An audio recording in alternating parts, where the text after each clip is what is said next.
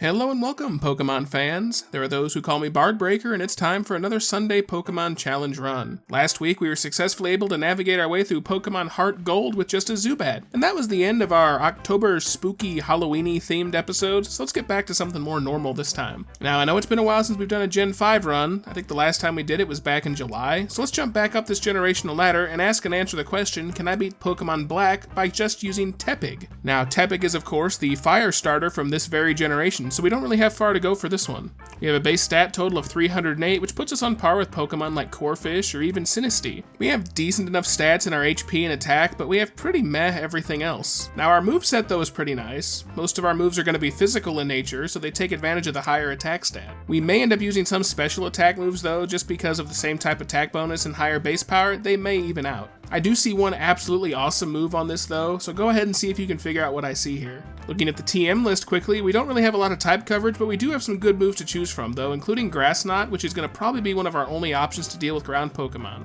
Aside from all that though, it's time to quickly remind you guys that I write the script as I go, so at this point I haven't started playing the game yet. Everyone take your guesses down below, and please the almighty algorithm, god of the YouTube algorithm, and let me know if you think I can do it or not. I'm going to say that we can definitely do this. I'm not really seeing any major obstacles, but you know what, I've been wrong before. Lastly, let's take a final look at our rules. In battle I can only use TEPIG. I'll need other utility Pokemon for HMs, but I won't be allowed to use those Pokemon in battle. I also won't be using any items in battle. Held items and items outside of battle are going to be allowed. And lastly, I won't use any cheats, glitches, or exploits, so let's get this show on the road. So to start the run off, like usual, I've used the Universal Pokemon Randomizer to... Actually, no, I don't have to adjust anything this time. Well, that's handy. We start off with not one, but two rival battles right out of the gate here in our very own bedroom. Not exactly the Tinder date that was advertised, but I suppose it'll do. We don't exactly have a hard time against either. None of us have any typed attacks yet, so it's really just a matter of getting our tackles in fast enough, and then after witnessing our bedroom's descent into chaos, we can finally start our adventure.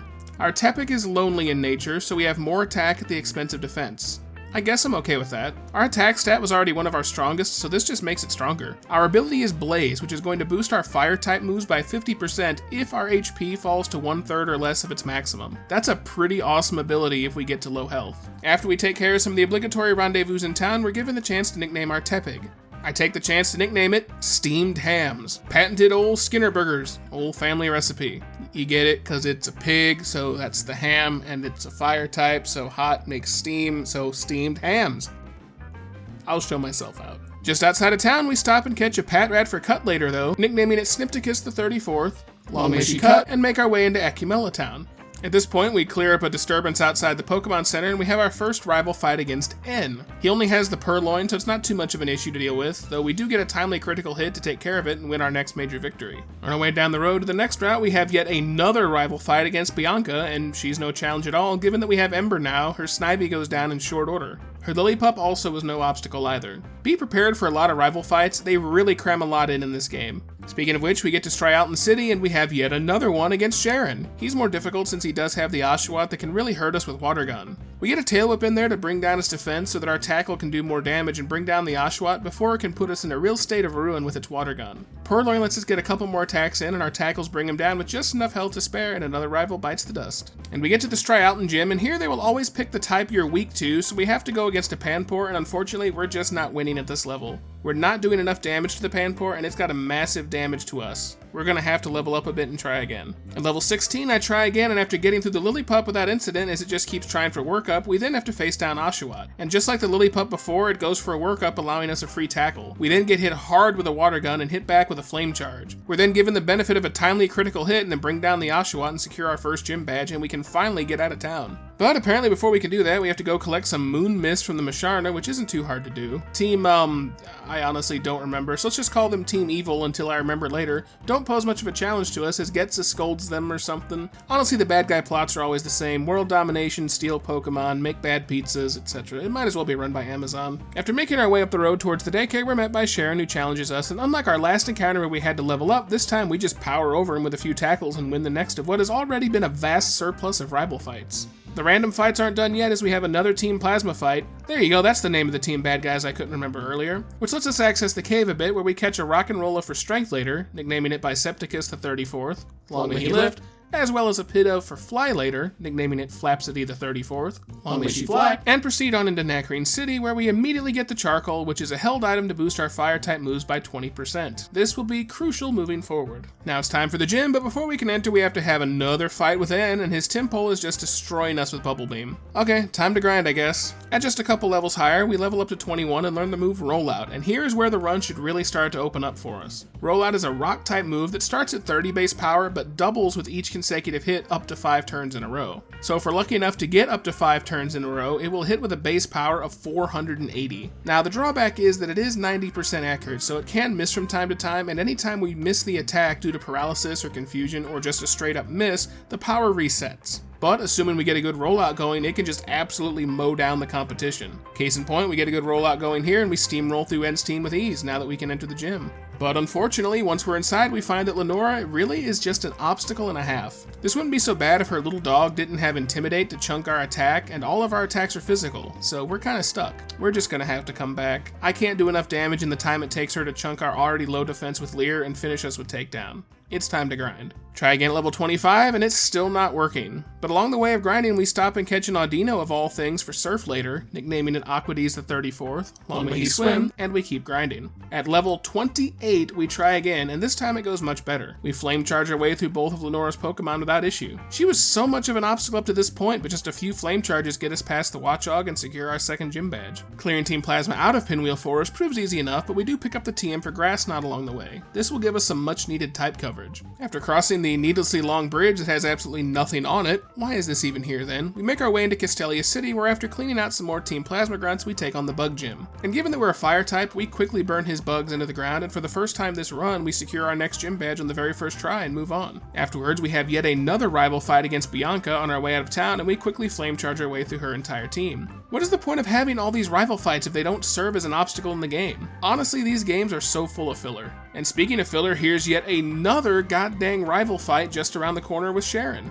I set up a rollout and roll right over his entire team, even having to swap to Flame Charge at the end of it. I actually leveled up and learned Flamethrower. While it's nearly as strong as Flame Charge, it is a special attack, and Flame Charge is physical, so my attack stat is really going to make using Flame Charge the better option here. After the fight though, we're ready to head into Nimbasa City.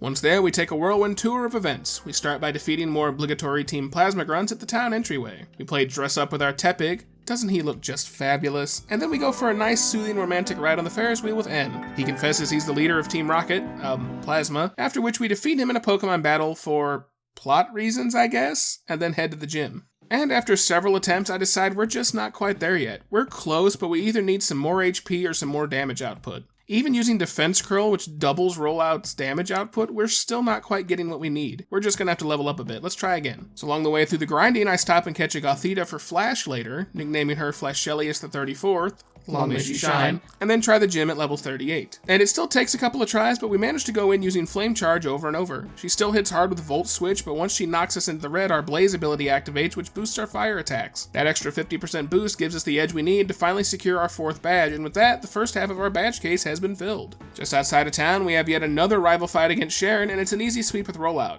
Afterwards, we fight with these preschoolers and easily mop the floor with them too.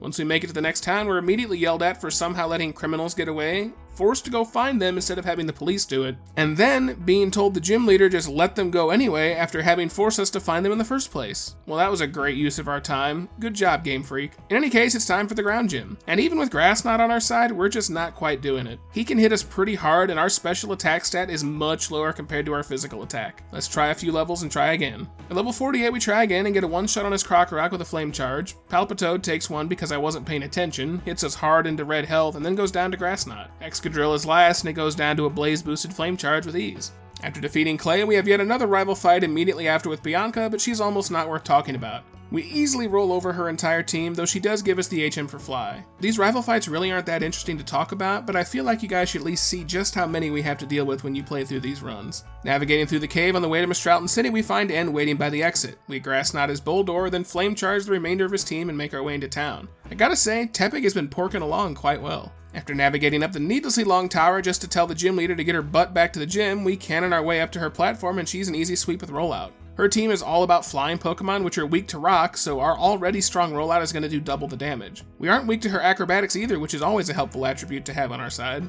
After navigating Twist Mountain for what seemed like a lot longer than it needed to. Also, fun fact here, I think I may have actually legitimately missed a shiny Boldore while walking through this mountain. I have 2 monitors set up, and I play the game on one while watching something on Netflix on the other. And I saw out of the corner of my eye while I was grinding through the mountain what looked like the blue tips of the Boldore's shiny feet, but I apparently wasn't recording, so even though I'd recorded everything else, I can't go back and check to see whether it was actually a shiny Boldore or if my brain just filled in the pieces. In any event, we finally make it into Icera City, and from there we make a beeline for the Ice Gym, and to no one's great surprise, Bryson is an easy victory with Flame Charge. What was a bit surprising though was his Bear Arctic surviving a Flame Charge, but it knocked him down to healing range, so after a bit of potion stalling, we're able to win with ease. Heading east towards Tubeline Bridge, we're stopped once again by Bianca, whose Stoutland immediately intimidates our attack down, and after seeing how little damage we do, we just go for the old patented Defense Curl rollout combo. And with double the damage, we roll out through her entire team with ease. We have to start another one on her Masharna, but with Defense Curl boosting it, it doesn't take much. After we cross the bridge into Apulakid City, we take on the Dragon Gym. Now, while many of his trainers in the gym posed a bit of an obstacle, the leader doesn't at all. I get a Defense Curl off on his first Pokemon as it sets up Dragon Dance, and from there we just use the double strength rollout to steamroll over his dragons and get our final badge for the win. Now that was pretty nice. Heading up the route, we have another fight against Sharon, and for just about the first time all run, he's actually a little bit difficult. We have to go a few rounds before we can actually get a run where we get a Defense Curl in place to double our rollout's power.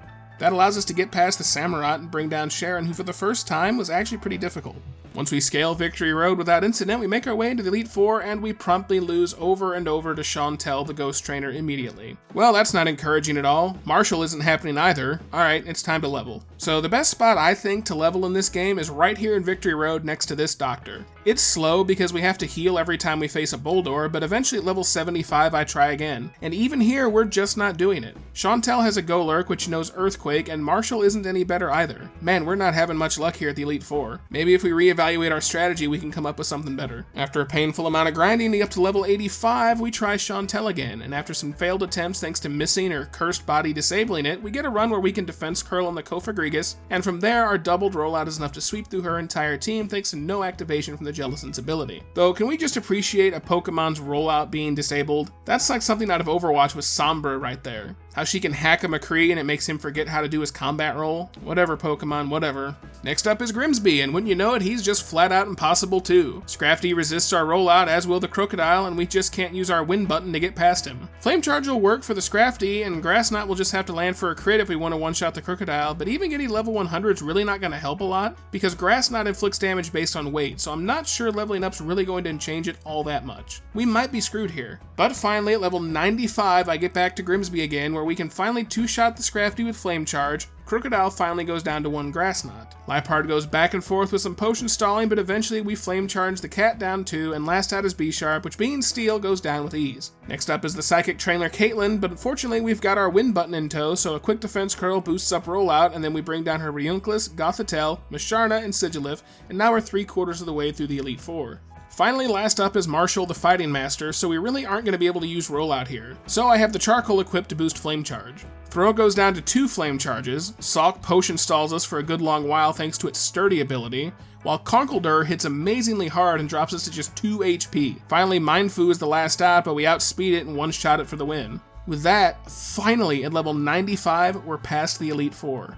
Now we have some mandatory Team Plasma crap to deal with, and our next stop is the legendary Pokemon Reshiram. I can knock it out pretty easily, but I have to catch it. It's mandatory. The game also immediately forces us into a match against N, where we have Reshiram at the front of the party. I initially tried just swapping into Tepig, but we take way too much damage on the swap, so I ultimately decide instead to intentionally let Reshiram faint by throwing Pokeballs at Caracosta, and then trying to fight again after depositing Obligatories into the PC. Unfortunately, we're getting stonewalled. Or waterwalled? I guess it's both. Zekrom is bad enough to deal with on its own. The fact it resists our good moves because it's a dragon type does not help. I could try using our win button rollout, but unfortunately Caracosta's Sturdy ability absolutely wrecks our plans. I don't really know what else I can do here. Maybe we can think of something. So I fly back to Nimbasa Town and pick up the TM for return. We're gonna have max friendship and our attack stat is through the roof, so this move is gonna hit like a freight train.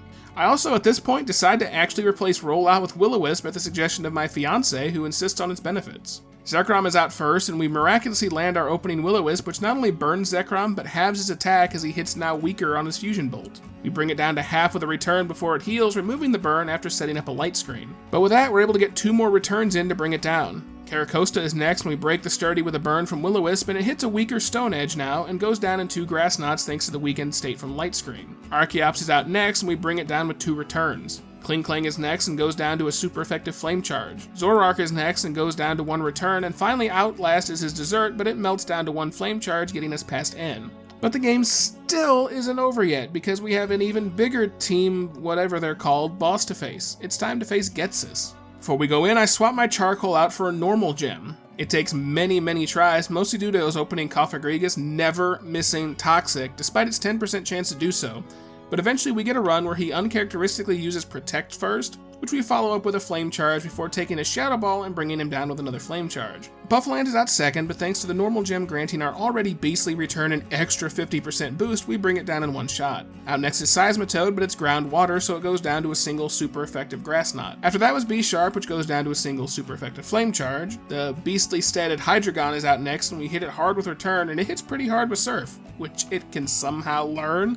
And we finish it with another return. Last out is Electros, which we hit hard with Return, but it hangs on to hit a Wild Charge, which we barely survive on just 2 HP. Fortunately for us though, he takes recoil damage from it, knocking himself out in his failed kamikaze attempt, and that secures us the victory. And there you go, we've beaten both bosses of Team whatever they're called, and the credits roll. We're not in the Hall of Fame yet though, we have to beat the Elite Four again to face the champion, so let's try and do that. But yeah, okay, no, that's not gonna work. In order to get to the champion Alder, you have to rematch the Elite Four, all who have boosted their Pokemon 20 or so levels, so you're basically now facing 4 reds in a row to get to the champion. And we're not having any luck against the first 2 I've tried. Chantel's ghosts have high defense. For some reason, you can't punch a ghost, so why should it be able to withstand any physical attack? If anything, they should just be immune to physical attacks. That would make sense, even if it would be worse from a game balance perspective. Chantel aside, Caitlyn the Psychic Girl isn't any easier either. Her Puffball that she sends out first is an absolute defensive tank, and it puts us to sleep so we can't even get rollout going.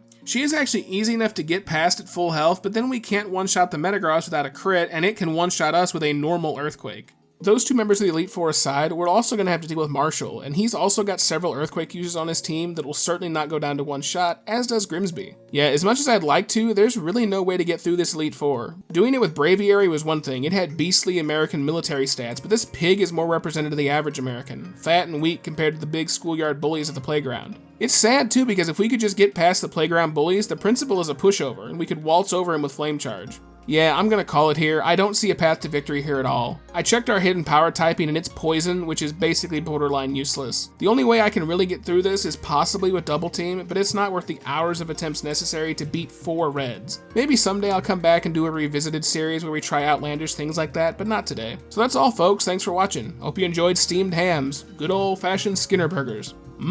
Steamed hams. In any event, guys, thanks for watching. Like, comment, subscribe if you enjoyed and want to see more. Join the Bardbreaker Discord server at the link in the doobly-doo to chat with me and other folks in the community, and until next time, go catch 'em all.